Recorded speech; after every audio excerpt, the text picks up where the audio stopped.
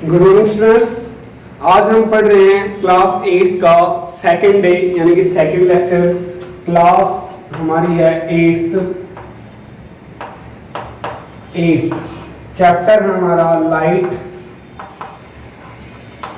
Light. हमने पढ़ा था, दो ही चीज हमने पढ़ी थी। एक तो पढ़ा था हमने रे यानी कि नॉर्मल रे पढ़ा था, यानी कि रिफ्रैक्शन ऑफ लाइट पढ़ा था। अब पढ़ते हैं हम एंगल ऑफ इंसिडेंस। जो हमारे पास ये था कि ये इंसिडेंट रे थी, ये नॉर्मल रे थी, और ये रिफ्लेक्टेड रे थी, ये इंसिडेंट रे थी। ये हमने पढ़ लिया। ये एंगल आई है, ये एंगल आर है, और ये पॉइंट ऑफ इंसिडेंस है, ये प्लेन मिरर है, ये पॉलिश किया हुआ पीछे से। ये था हमारे पास, ये हमने पढ़ लिया था।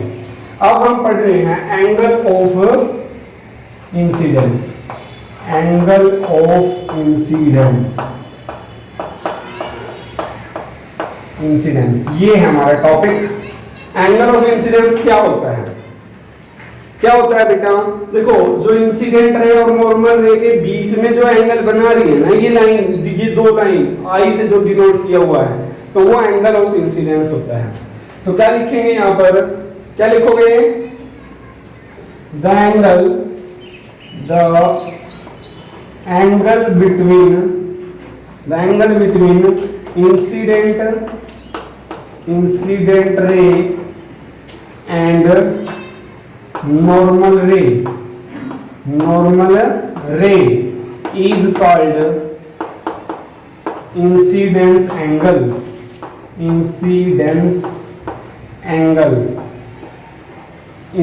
angle हो गया। अब इसके बाद हमारे पास क्या है? Reflected angle. यहां पर लिख लो इसको, डिनोटेड बाई आई से डिनोट करते हैं भाई, ये एंगल आई हो गया, ठीक है। अब इसके बाद है angle of reflection. Angle of reflection या एंगल ऑफ रिफ्रैक्शन, यानी कि angle of reflected angle. Reflected angle क्या होगा? देखो अब ऊपर वाली बना रही थी, अब यहाँ पर क्या बना रही है? नीचे वाली बना रही है, यानी कि दो लाइन नीचे वाली बना रही है ना एंगल। पहले ऊपर वाली बना रही थी, अब नीचे वाली बना रही है। तो यहाँ पर क्या लिखेंगे? द एंगल बिटवीन नॉर्मल रे and reflected ray is called angle of reflection,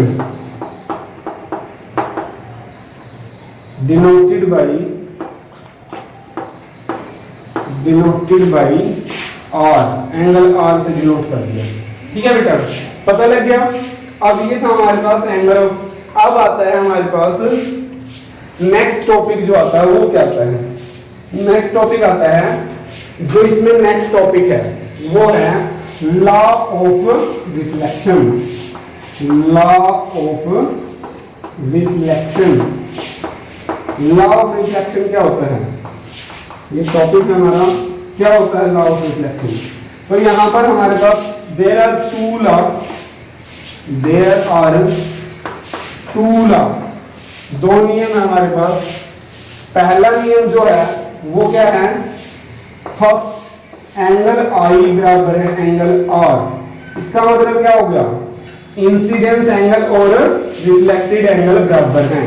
तो इसमें लिखेंगे angle of incidence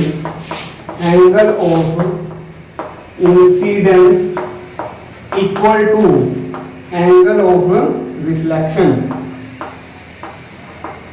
angle of reflection, तो ये दोनों बराबर हैं। फर्स्ट लॉ हो गई। अब ऊपर वाले को देखो, ये एंगल और ये एंगल दोनों क्या होंगे? बराबर के एंगल होंगे। क्लियर हो गया? ये आई बराबर है आर, तो ये मैंने लिख दिया आई बराबर है आर। एंगल आई बराबर है एंगल आर की। अब सेकंड लॉ देखते हैं, ठीक है। ऊपर वाले को मैं रफ कर देता हूँ, तब तक लॉ। सेकंड लॉ क्या कहता है? सेकंड नियम जो है वो क्या कहता है? जो हमारे पास ये डायग्राम था, ये रहा, ये नॉर्मल है, ये आई एंगल है यार। तो अब देखो यहां पर ये पॉलिश प्लेन सरफेस एरिया है, ये पॉलिश किया हुआ है पीछे से। अब दूसरा क्या कहता है, incident ray, incident ray, reflected ray, reflected ray and normal रे, नॉर्मल रे, all lie same plane, all lie in same plane, same plane, एक ही जगह पर है ये सारी की सारी।